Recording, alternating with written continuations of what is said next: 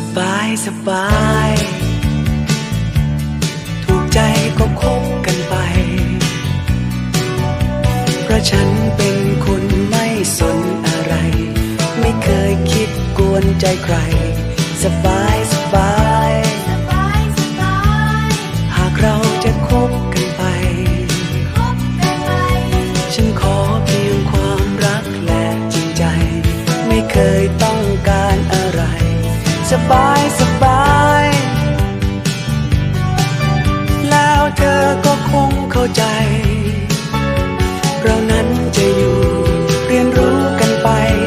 จะทุกข์จะสุขเพียงไหนสบายสบายแม้วันใดที่ใจเธอเปลี่ยนไม่เห็นจะแปลกเมื่อรู้จากปากว่าคิดจะจากฉันไป